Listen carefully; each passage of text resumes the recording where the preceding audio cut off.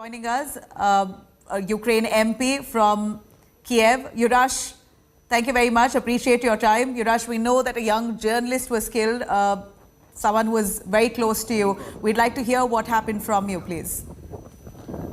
As every single day in my country, Russians are killing numerous people, numerous family members, relatives, dear ones, close ones, and I was just sharing my drama that I have to face for the last couple of days. But the reality is it's already in their tens of thousands that Ukrainians are dying. It's already in their millions. They have to flee and uproot their lives. And it's in the millions who are fighting everywhere against Russian invaders. The reality is that my drama is just one of many. And it's... I was just in the border town, in the town on the supply routes, the western border of Ukraine, and I saw some of those stories of people that were completely out of the conflict and who were crushed and destroyed. And these stories are numerous all over my country these days. And unfortunately, my story that I was trying to tell the world doesn't tell the full narrative of the drama faced by my people right now. You know, Yurash, we know that this war is a lot more personal to you. You've lost your loved one, and we see pictures here on our screens of Alexandra, and it really leaves our heart broken. You've put out a really heart-wrenching tweet as well, you know, and in that you very clearly say that you will not forget, you will not forgive, and if anything, it would only be that death did you apart. And here with the loss of Alexandra, I don't know if you have anything to say. How would you remember her today?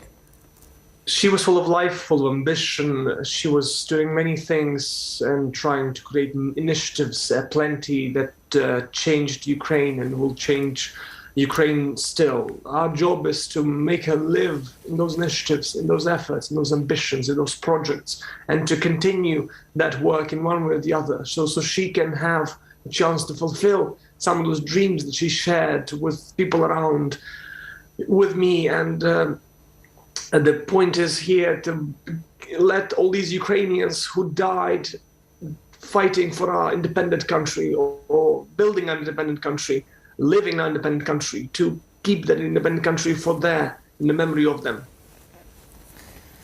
Yurash, I can really feel the pain in your voice. I can see the pain in your eyes. You seem very disturbed, and we are disturbed with this kind of the humanitarian crisis that unfold. And you've lost a loved one, Alexandra, your girlfriend. You've been together for a decade. Could you narrate to us, please, on how was she killed? How did she come under fire? She was not my girlfriend. She was so very much more. For a decade, we've went through different, basically seeing the world through each other's eyes in a way that's incompatible. She was killed by the Russian artillery fire that killed her and a journalist who's also a friend to me and who spent we worked with him for many years, with a journalist as well. And the point is that as far as journalists being killed in Ukraine, that's an occurrence that's happening almost every day now. Russians are targeting everyone and killing and destroying lives. And basically the point of the story of Alexandra is she, for what we understand, she didn't have a chance there. There was direct artillery hit on the car that she was in. So the point is that that's the way that Russians killed her. You know, it really shakes us to even imagine what may have happened. Many of them on their job, while they do their job, while they stand for their country, have come under fire by the Russian forces. This is really heartbreaking, and these images there show such a lovely, beautiful Alexandra. Yurash, your memories with Alexandra today, if you think back. Again, she had plenty of dreams, ambitions. She was just visiting just before the war, she was going to those countries in Europe where she was trying to see the life as it should be in Ukraine. She was building those projects, initiatives. She was working on music festivals that she organized. She worked with film production crews making films in Ukraine. And the point here is not just to remember, point is to continue, point is to build, point is to fulfill the dreams that are shared by so many in my country that have lost the chance to realize those dreams. You know, Yurash, while I read your tweet here again, it says only death could have done us apart. You say decade of happiness and sadness. And also in that same tweet, you've also written, you shall never be forgotten, they shall never be forgiven. What do you mean when you say that? I mean that the Russians who have killed her, it is something that Ukraine and the world should not forget. But the fact of the matter remains that Russians are causing such horror all across my country every single day. And there are Alexandras in their thousands already. What's happening in Mariupol, for example, what you've discussed as well, is already more than 20,000 dead. At least that's what we can count. And that's just not just in Mariupol or Kiev. That's all across 1,000-kilometer border with Russia, where they are killing, where they're destroying. And we will never be able to forget the lives that were led by these people who dreamed of a brighter future. And the Russians who have chosen to kill instead of doing the right thing and leaving us to make our choice for the future, will have their moment of justice in that future, which is ever just to all those who do this horrible crime against humanity, not just in case of Alexandra, but in case of my whole country, leading into that battle which will decide our future. You know, Yurash, we know that after the death of Alexandra, this is certainly has hit you hard. Your heart that was once full of love is now filled with hate. At least that's what I understand from the tweet that you've written, that you now learn to hate. Is there something that you vouch today post Alexandra's death? I already compiled a list of the military battalions the Russians had near the place where she was killed, and that could have fired that artillery piece which killed Alexandra, as well as many others, including my journalist friend and others who were in the area at that point.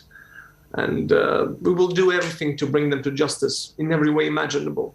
But again, how can I not hate those who are attacking my country, killing my people, day in, day out, in all different places? And there are many thousands of Alexandras already all over my country who have done nothing wrong, who have lived their lives and who have perished in this fight for our country's future.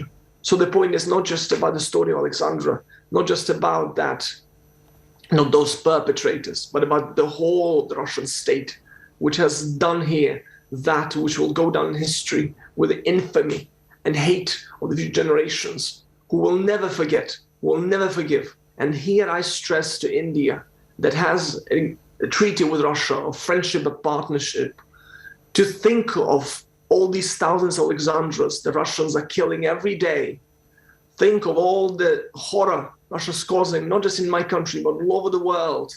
Look at that nation which is destroying international world order in their policies for 2 decades of Mr. Putin's rule, and reconsider.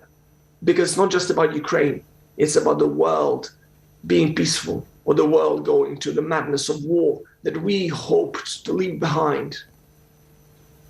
You know, Yurash, we are looking at several civilians who fled the country. There seems to be some resistance. Certainly, we laud your spirit and courage. Civilians there putting up stiff resistance. But when it hits your own, when your home is struck at, when someone you love you lose, does it demoralize you, or has it really emboldened you further to fight for your country and stand by it in this hour? Initially, the motivation for Ukrainians was the fight for our independence and the fact that there's our generation's battle for the future. Now, almost everyone has that story, which is heart-wrenching to no end to them. And they will fight They will fight to avenge all those who perished. They will fight to destroy all those who destroyed. And I am but one of millions, and we will battle on, because what choice do we have? We love this nation, and we love all those that we lost. Anything that you remember of Alexandra saying to you towards the end? She was working even while the attack happened. She was on the job, and we know she must have been as spirited as you sound while you speak. You yourself are an MP. You've been fighting for your country. Anything that you want to leave behind as a statement or as a messenger of what Alexandra may have said to you today?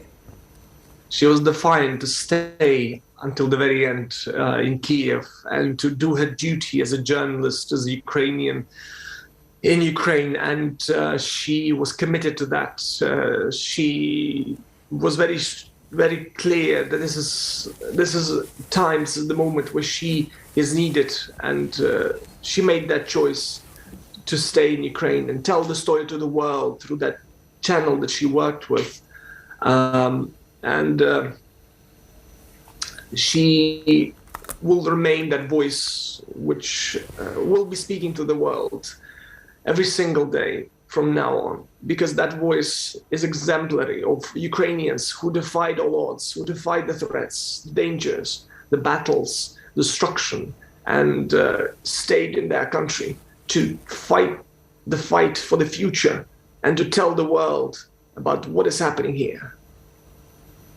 You know, Yurash, while we've lost Alexandra, you've lost Alexandra, we know that the spirit continues to stay on in you. You are an MP yourself. Are you do you plan on intend to get to the field, get to the streets? We know civilians have now doubled up as soldiers in Ukraine, only to stand for their country and really empower your country at this moment. Do you have plans on those lines at all? From day one, every single MP in Ukraine could receive a weapon and join the fight, because the battle was happening right here in Kiev, the capital of our country. On day one, I joined in one ways or the others, and have been expanding and trying to do all I can to do. I am no soldier. I'm rudimentary soldier at best, and trying to learn those skills with people who lived through much, much worse than I can ever imagine to live through. Basically, as far as the future and what it holds for us, this is the fight for everyone. And members of parliament like myself are taking up weapons, are taking up arms, are fighting back, because we are a part of this nation. And we are a part of that nation which is fighting for its very survival right now. And our job right now is to be here, stay with our people, support in every way we can. And that is something we will do, and it's something I have done for every one of those days that passed as the war began. You know, Yurash, finally, as an MP, as the state's administration yourself, after losing the love of your life, after losing Alexandra, would you still appeal to people to stay back? What would you say to those citizens who are really terrified over this war? We are hoping those humanitarian corridors will be respected by Russia. They have been shelled time and time and time again. And those civilians, women, children, elderly, we are trying to provide them security. And I'm thankful to the world that is receiving our millions of refugees and giving them shelter, giving them support in the different regards. My ancestors didn't have that opportunity when they faced the Second World War, the First World War, the Holocaust, Stalin's collectivization, Holodomor, genocide by hunger. Now we have the world that's with us and the world that will support us in different means. The point is that those who are staying behind are heroes, because these people are committing their lives to the battle for the future of our country, the battle which will be in history forever, and battle which we cannot lose. You know, Yurash, as I let you go here, we know that this war will come to an end in just a few days, but people whose lives have lost you're never going to get them back. Alexandra, the love of your life is gone. Her memory remains. And even as the two countries may solve the situation, at least bilaterally, they might come to a conclusion. The war will end. But the kind of casualties that this has resulted in, is there a resolve or a resolution that you would hold here today amid this kind of large-scale devastation? We always ask for one thing, that Russia gets out of our country, leaves us alone to choose our own future as we want to choose it. We ask that, and we ask the world to support us in that very simple request, to give us our country and let us choose what that country follows, what that country needs and wants and will pursue. Now, with all that we have lost, I'm not sure that peace you speak of is possible. I'm not sure that Putin will step back after he knows what he has done, after his bloody place in history, and after he's far from being done with our country, that he has done everything to destroy, and we are doing everything to defy him. So I'm not sure that peace that you speak of is on the horizon. Russia doesn't want it. It kills every single day. You can watch the images yourself. Every single day, people in my country, Alexandra's of my country. And the point is that after seeing that, peace seems an impossibility. Victory, though, seems a reality. Yurash, with a really heavy heart, I'd really like to say, may Alexandra rest in peace. Our deepest condolence to you. May she live on. May her thoughts live on. Thank you very much. We can really imagine what your country and your people are going through in this really darkest hour as we see unfolds. 22 days on and the war continues. Hannah, Yurash, really appreciate you joining us.